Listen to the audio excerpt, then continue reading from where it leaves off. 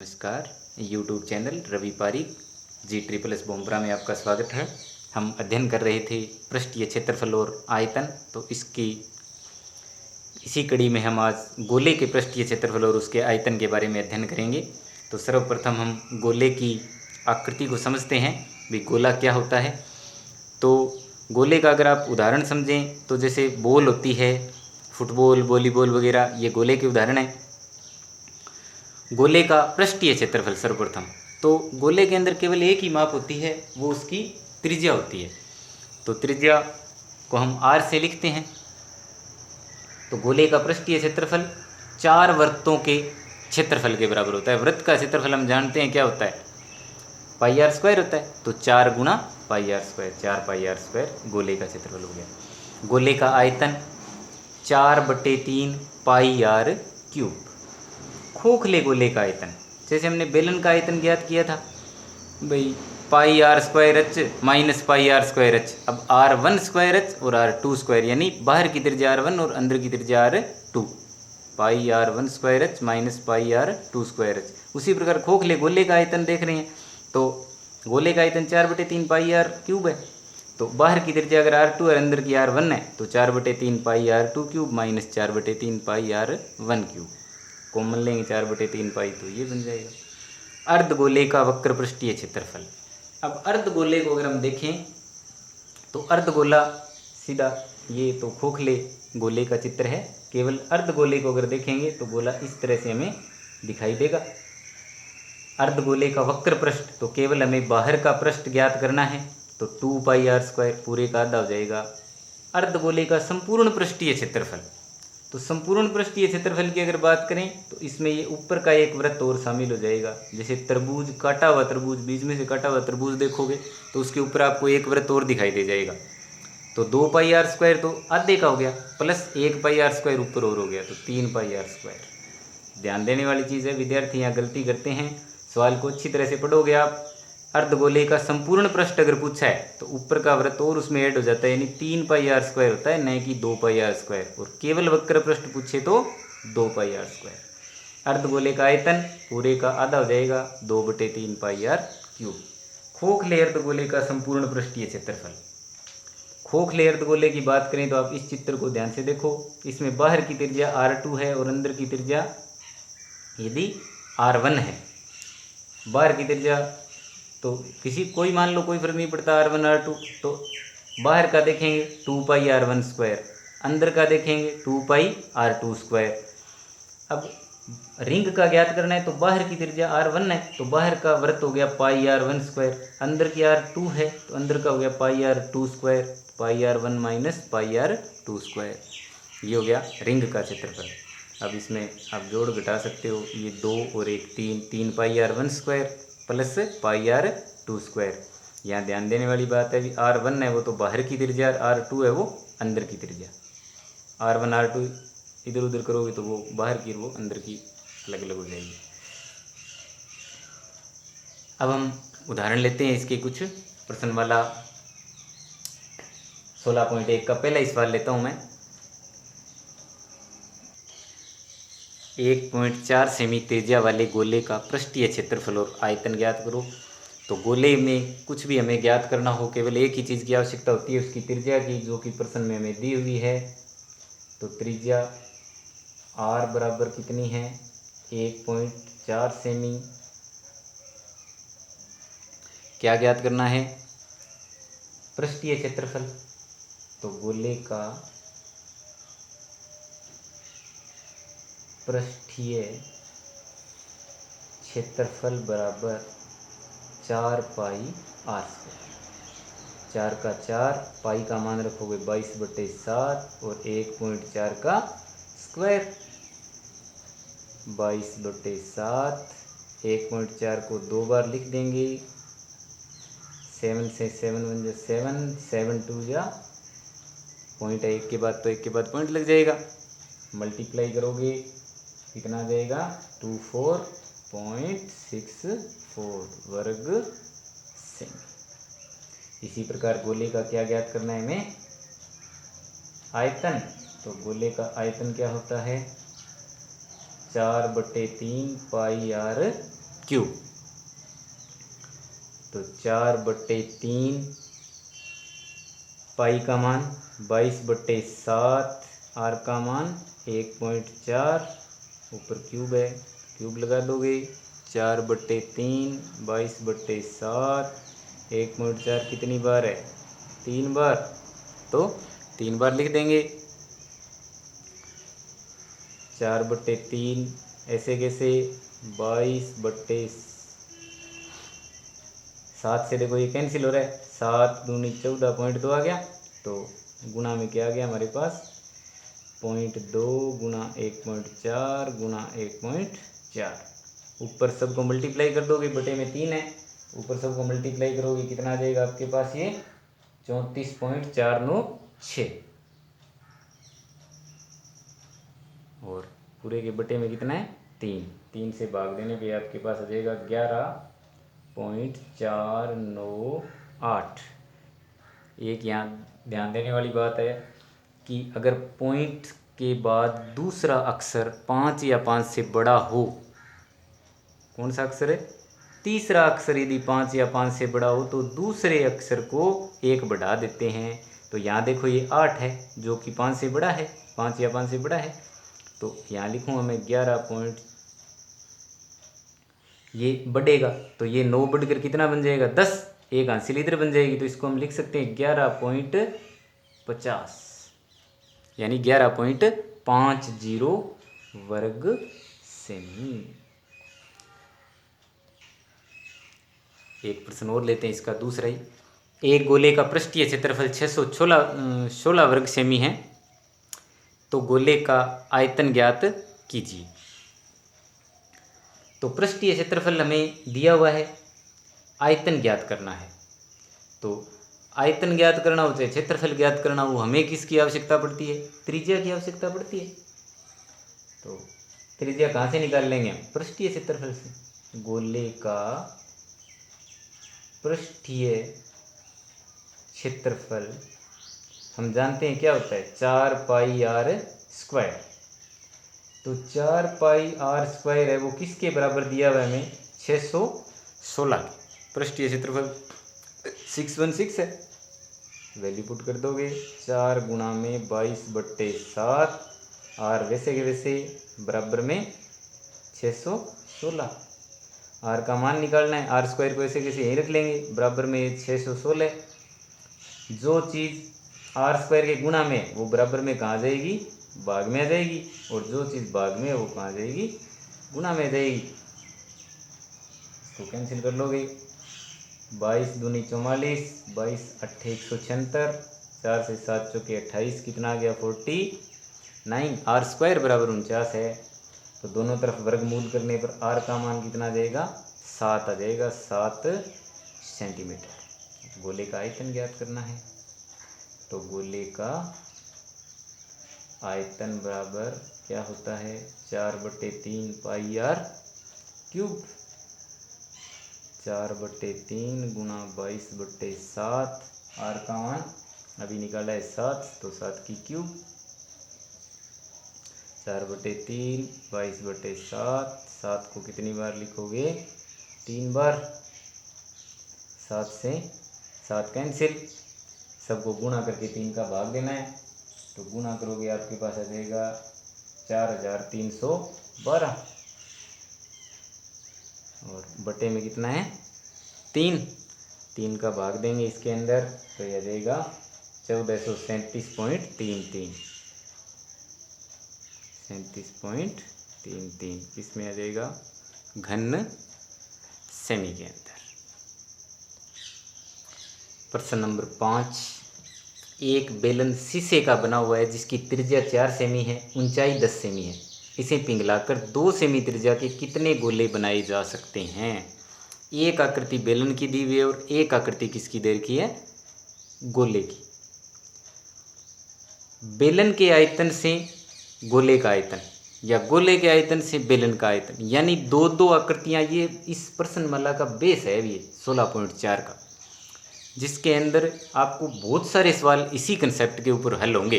तो एक सवाल को आप अच्छी तरह से समझे, सारे सवाल आप कर पाओगे लगभग। इसमें इसके आगे पाँचवें के आगे 5-6 सवाल ऐसे हैं जो इसी तरह के हैं बिल्कुल। तो आपको क्या देखना है कि बेलन का आयतन और इससे पिघलाकर गोले बनाए जा रहे हैं, मतलब उस गोले का आयतन, उन दोनों आकृतियों के आयतन बराबर होंगे। तो एक चीज़ जो एक आपको दी हुई आकृति, उसके तो सब कुछ हमें दिया होगा, बेलन है तो उसमें ऊंचाई और त्रिज्या दोनों चाहिए।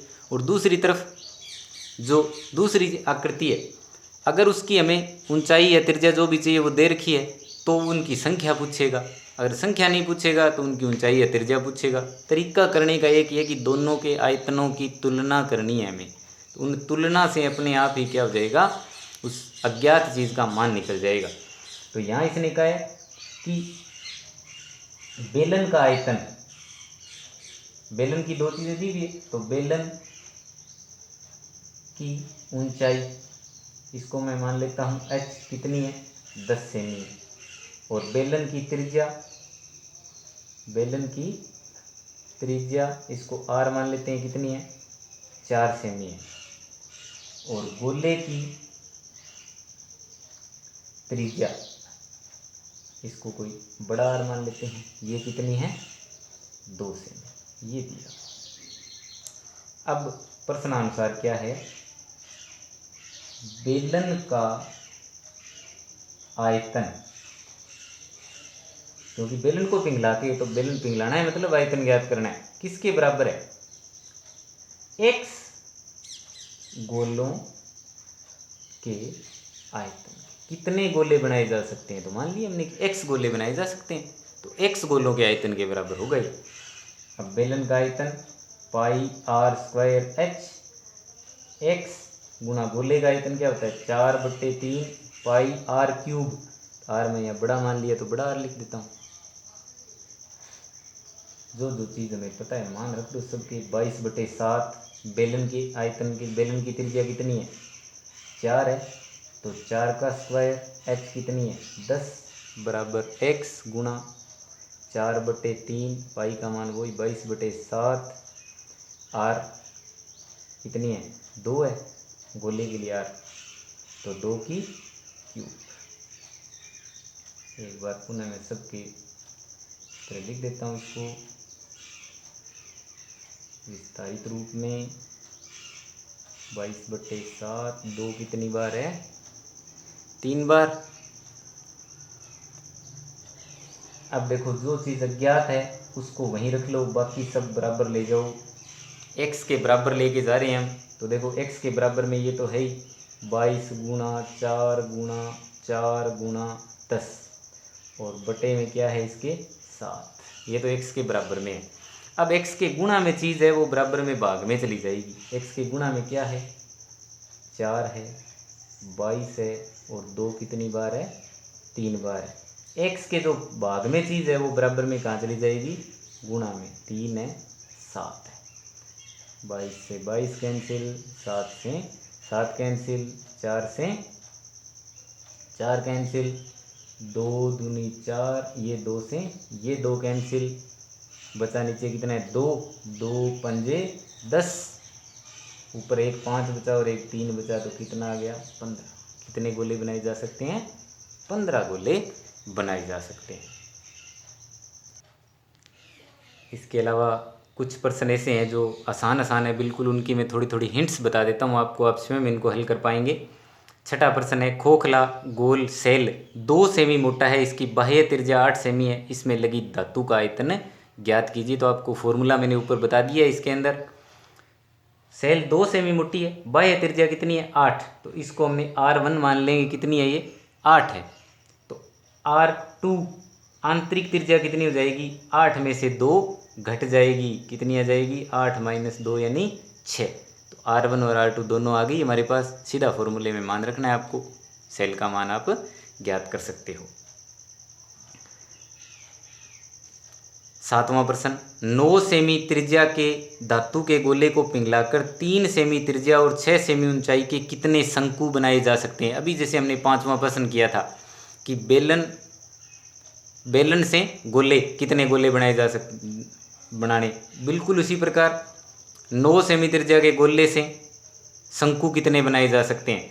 तो एक तरफ तो आ जाएगा किसका आयतन, गोले का आयतन बराबर x शंकुओं का आयतन। गोले का आयतन बराबर x शंकुओं का आयतन। मान रखने पे आपका x की वैल्यू निकल जाएगी। 8वां प्रश्न देखते हैं अब इसका। 10 सेमी त्रिज्या के धातु के गोले से समान त्रिज्या के 8 गोले बनाए जाते हैं। इस प्रकार बने प्रत्येक गोले का पृष्ठीय क्षेत्रफल ज्ञात करो। सवाल बिल्कुल वैसा ही है अभी जैसे मैंने बताया, अभी लगभग सवाल ये एक ही तरह के हैं, फिर भी इसको देखते हैं हम। 10 सेमी त्रिज्या का गोला है और बराबर गोले बनाने हैं। कितने बनाने हैं, अब इसमें संख्या पहले से दे रखी है, 8 बनाने हैं। तो फिर उस गोले की हम त्रिज्या निकाल सकते हैं जिस जो बनेगी। अब उसका पृष्ठीय क्षेत्रफल, त्रिज्या ज्ञात हो जाएगी तो पृष्ठीय क्षेत्रफल ज्ञात कर लेंगे। तो माना बड़े गोले की त्रिज्या r बराबर कितनी है, 10 सेमी, और जो छोटे गोले बनाने हैं उसकी त्रिज्या, छोटे गोले की त्रिज्या, प्रत्येक छोटे गोले की त्रिज्या लिखोगे आप इसको, जो बनेगा r, क्या है, r है। तो बड़े गोले का आयतन, इसी से तो छोटे गोले बनने हैं, बराबर 8 छोटे गोलों का आयतन। तो ये संख्या हमें अब इस बार पता है, x लिखते हैं, अगर ज्ञात करनी है तो पता है तो 8 लिख दिया सीधा। इसका बनेगा गोले का आयतन 4/3 पाई r3, और ये 8 गुणा 4/3 पाई, ये छोटा r है, r3। वैल्यू पुट कर दोगे, 4/3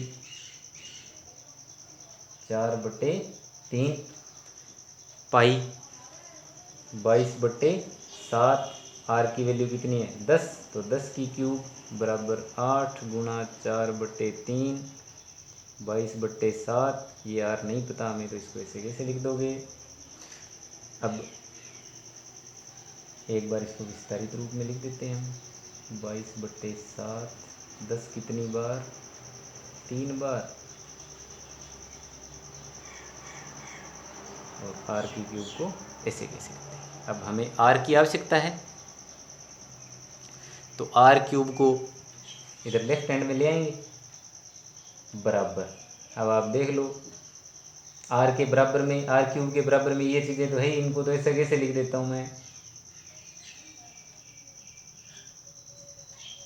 3 गुणा में 7। अब r³ के जो गुणा में है वो चीज़ बराबर में यहाँ भाग में आ जाएगी, 8 गुणा 4 गुणा 22, और जो चीज़ भाग में है वो कहाँ जाएगी, ऊपर गुणा में जाएगी।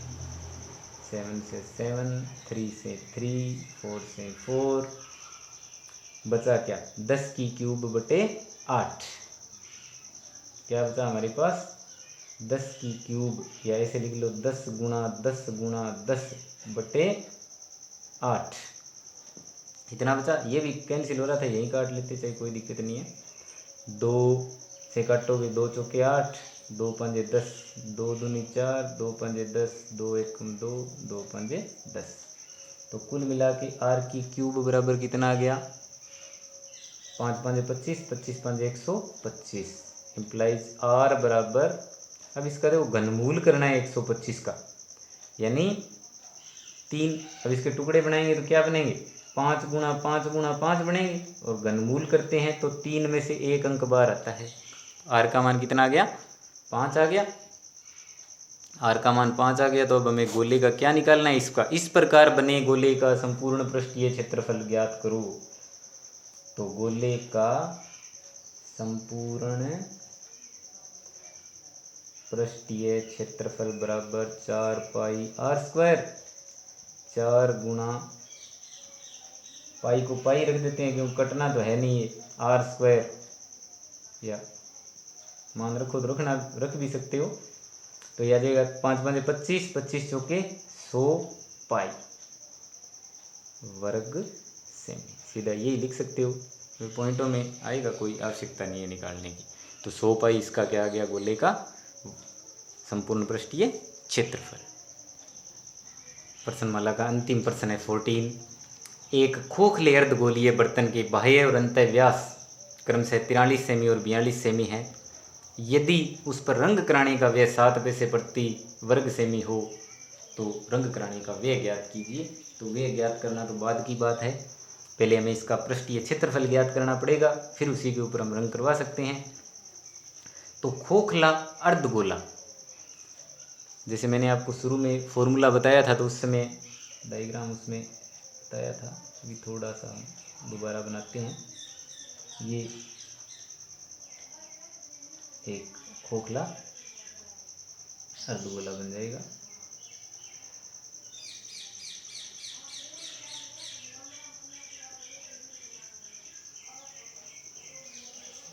इस तरह से बाहरी व्यास कितना है 43 सेमी और आंतरिक व्यास कितना है 42 सेमी। तो हमें अगर कुछ भी ज्ञात करना है पृष्ठीय क्षेत्रफल चाहे आयतन, तो हमें त्रिज्याओं की आवश्यकता पड़ती है। तो बाह्य त्रिज्या कितनी आ जाएगी, व्यास की आधी होती है 43/2 यानी कि 21.5 सेंटीमीटर, और आंतरिक त्रिज्या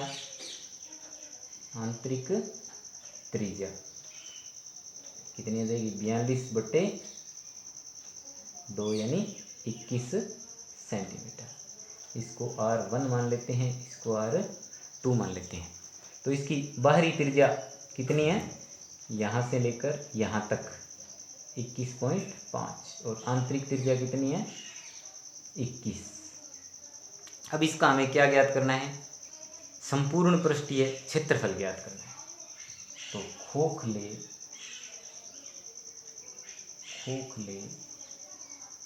अर्धगोलीय कोश का संपूर्ण पृष्ठीय क्षेत्रफल, खोखले अर्धगोलीय कोश का संपूर्ण पृष्ठीय क्षेत्रफल। देखो बाहर वक्र पृष्ठ दिखाई दे रहा है हमें, त्रिज्या इसकी कितनी है R1 है, तो 2πr1²। अंदर का वक्र पृष्ठ 2πr2² प्लस, अब ऊपर ये एक रिंग और बन गई, एक ये रिंग और बन गई। तो रिंग का क्या होता है, छल्ले का πr1² माइनस πr2²। तो यहाँ से इसको फॉर्मूले को सोल्व करें तो 2π और 1π कितना हो गया 3πr1², 2πr2 में से πr2 गया ये, तो बचा कितना πr2²। और देखो यहाँ पर पाई कॉमन आ रहा है, क्या कॉमन आ रहा है पाई कॉमन आ रहा है, तो बचा कितना 3r1² प्लस r2²। इतना आसान सा फॉर्मूला बन गया। अब केवल हमें क्या करना है, इसमें r1 और r2 का मान रखना है। तो r1 का मान कितना है, पाई का मान रख दो पहले 22/7 गुना 3, r1 का मान कितना है 21.5 प्लस R2 का मान 21, तो यह जाएगा 21 का स्क्वायर 22/7 3 गुना 21.5 को 21.5 से गुणा करोगे कितना आ जाएगा 462.25 प्लस 21 को 21 से करोगे कितना आ जाएगा 21 का वर्ग 441। तो ये 22/7 ऐसे जैसे अंदर 3 को इससे गुणा कर दो 1386.75 प्लस 441। तो केवल कैलकुलेशन है ये, आप हल कर सकते हो आराम से। जोड़ोगे दोनों को कितना आ जाएगा 1827.75 वर्ग सेमी, इतना। अब इतना इसका क्षेत्रफल आ गया, हमें क्षेत्रफल नहीं चाहिए, केवल सीधा इसने कहा रंग कराने का खर्चा ज्ञात कीजिए। तो रंग कराने के लिए क्या कहा हुआ है कि 7 पैसे प्रति वर्ग सेमी। तो इतने वर्ग सेमी का खर्चा कितना हो जाएगा रंग कराने का व्यय, रंग करवाने का व्यय हमें ज्ञात करना है। तो 1 वर्ग सेमी का व्यय कितना है, 1 वर्ग सेमी पर रंग करवाने का व्यय बराबर है 0.07 रुपये। 7 पैसे के मैंने 0.07 बना दिए रुपये। रुपये के पैसे कैसे बनाते हैं? बटे में 100 का भाग दे के, 100 का भाग देंगे तो 0.07 बन जाएगा।